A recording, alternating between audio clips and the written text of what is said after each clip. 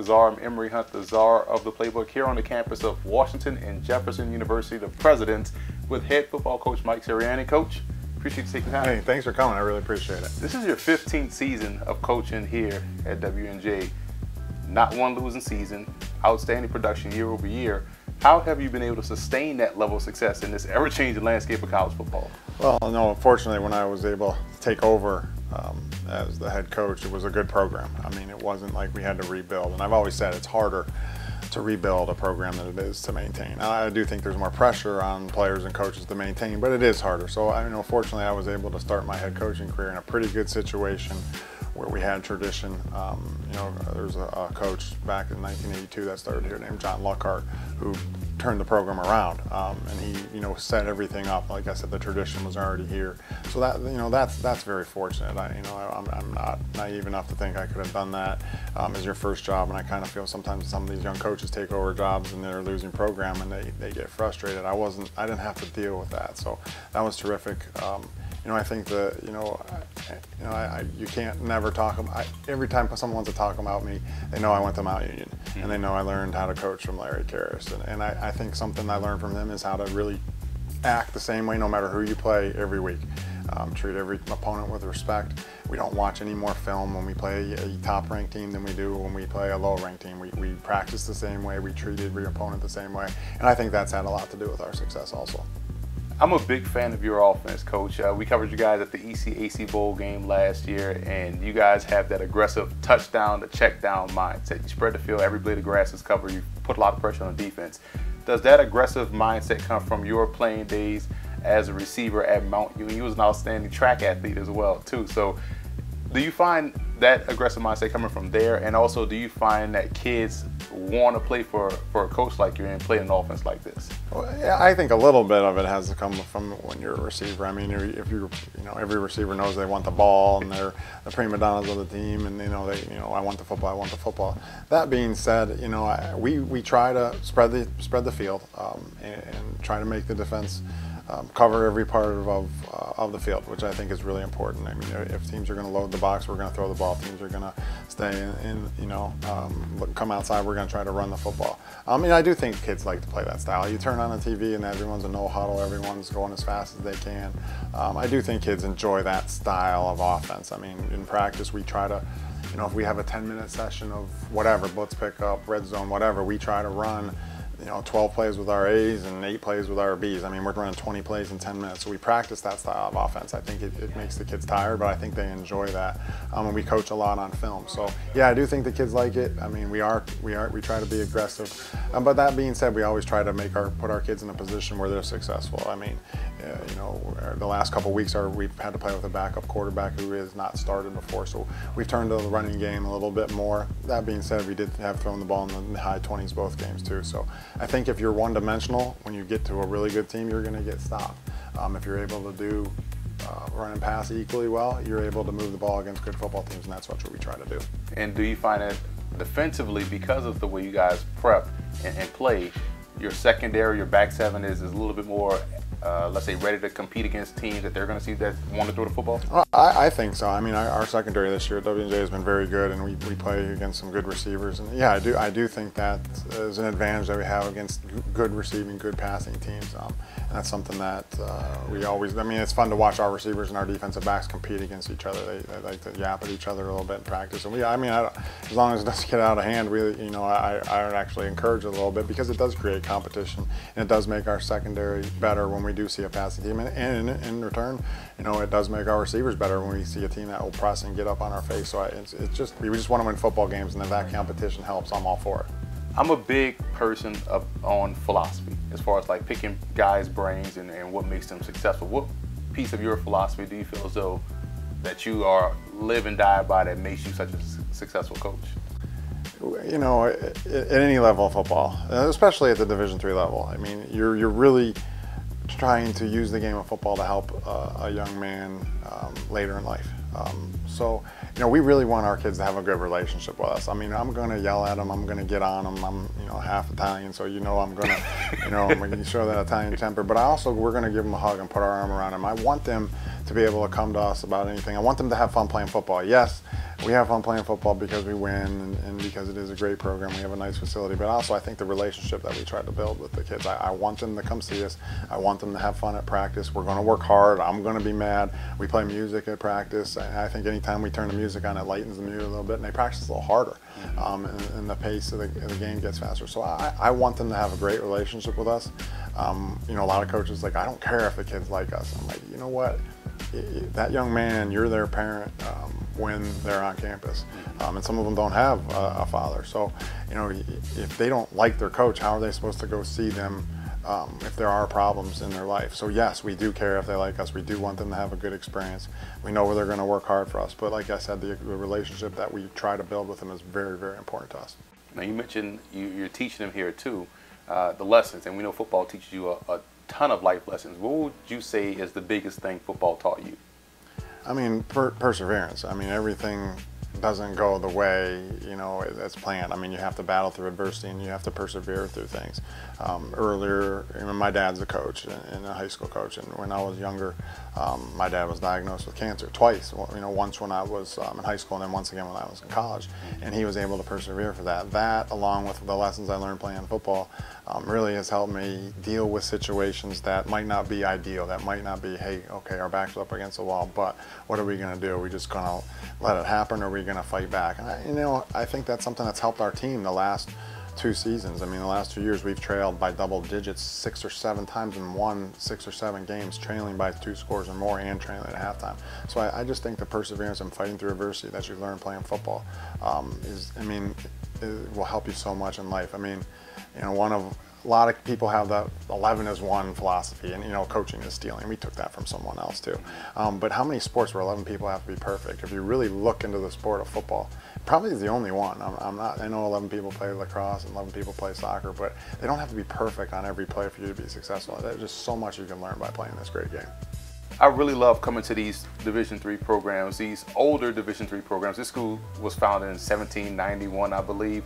And it's interesting because people don't realize in the early parts of the 1900s, this was a powerhouse. You know, right up the street, Carnegie Mellon, another powerhouse. Waynesburg, all these schools in this area were real legit powerhouses. Tradition is big in football, and you see it every Saturday. How big is tradition for you and also for this program? I mean, like you said, it's on the tradition of W&J is unbelievable. And you almost get chills. You know, we played in that ECAC game when playing it, you know, at Franklin Field, knowing W&J had played there before. I mean, it's outstanding. You know, you look at the Rose Bowl. I mean, how many small schools can say that they played in the Rose Bowl? That's special. You look at you know, the 50s when they were, you know, Deacon Dan Taller, who you know, went on and played in the NFL, was just a terrific player, and you know, Walter Cooper, and you know, and then when John Luckhart got here to take him to 2 Stag Bowls. I mean, the tradition at W&J is just, it's special. I mean, you know, our weight room is partly named after John Heisman. Even though he only coached here for 1 year, he still was a coach at Washington and Jefferson College. So when you look at all that, it kind of gives you chills. You know, we do talk about it in recruiting. I think our kids grasp that tradition. They understand it, and you know, they play a little harder because of that. I don't know, but it definitely helps with the recruiting, and it definitely helps, you know, in terms of talking to the kids and having them understand the type of program that they play for. Now, you mentioned a Rose Bowl. That also ties into one of your historic players here in Pruner West. What does he mean to this W&J program in college football in general, for those that may not know? I mean, Pruner West was the first African-American quarterback to start in a Rose Bowl game, and there's a lot of great stories about him. You know, integrity.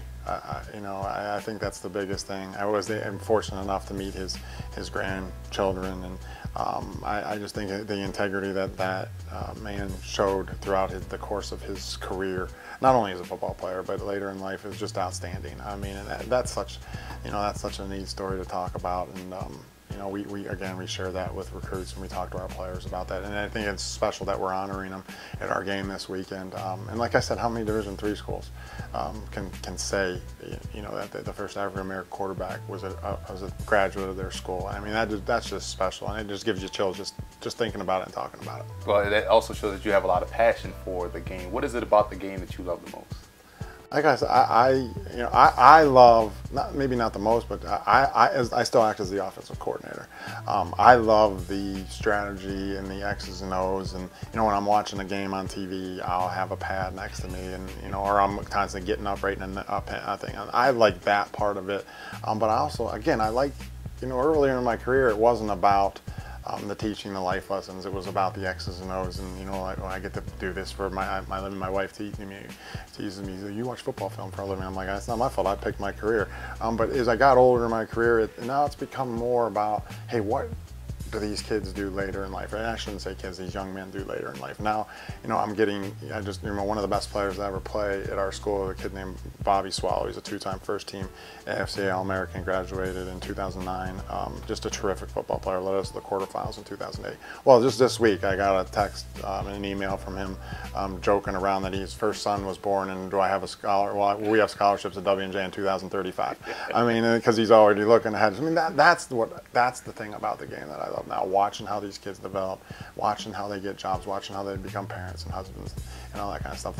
That's what I grasp now. It wasn't like that early in my career, but as I got older, that's really, really special to me. Coach, I was on the call last year for you guys. Outstanding comeback victory in the ECAC Bowl game. It was tremendous to see those kids buy into that entire weekend, that whole process. What does the ECAC Bowls mean for Division III, and what was your experience for your team last year? I mean, the experience was unbelievable. I mean, it was first class all the way. To play at Franklin Field again, just so much tradition there. It was unbelievable. The crowd, it was still a good crowd, as you couldn't tell because the field was so big, but it was a great experience, and we enjoyed it so much. And I'm the type of coach that I don't care if I'm 1-9. You're going to give me an opportunity to play an 11th game. Let's go, okay? Because I like the coach, I like the X's and O's, but also it helps your.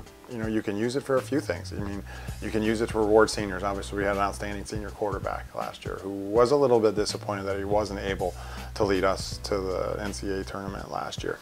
That being said, to go out the way he went out with, 470 yards passing, he threw the ball 70 times, we had to ice his arm down after the game.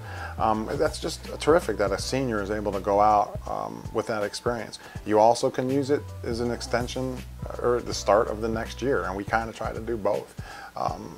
We knew we had a lot of players coming back and a lot of starters coming back in 2017, so we were like, hey, let's try to make this an extension. Let's try to win X amount of games in a row and use that to build on next year. So the benefits of that, I can't say enough about it. The experience was great, but given the opportunity to play 11th game, I would play in a parking lot. Just the fact of what the ECAC did and Franklin Field did, and you guys did by broadcasting the games, was outstanding. Because in all honesty, the treatment of the student athlete was, I could give myself in trouble by saying this, the NCAA was better than a playoff game. I mean, just the where the game was played, that was live streamed, we used it where it was on TV, it was live streamed.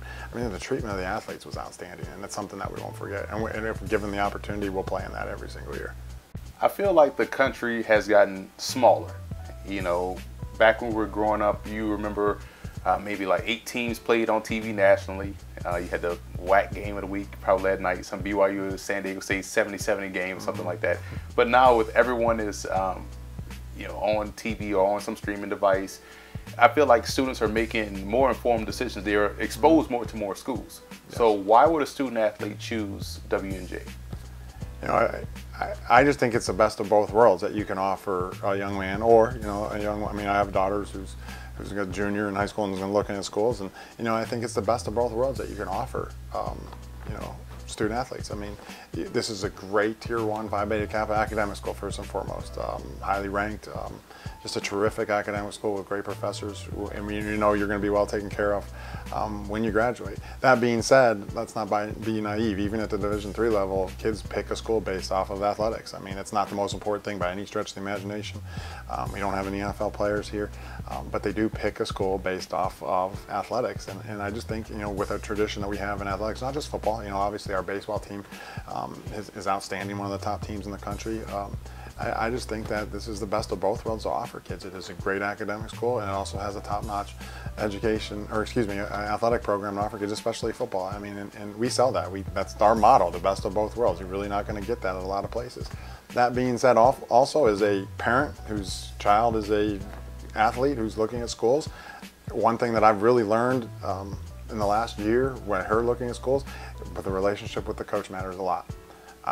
You know, I have my favorite school. For her, I'm not going to really put that on air here, but I mean, it's because the relationship that I think the coach has built with her. I just think that is so important. I knew that before, but as I watched her look at schools and, you know, to volleyball and track and things of that nature, and watched her relate and watch the coaches, I learned that how important that is, that you have to connect with the individual, and you can't.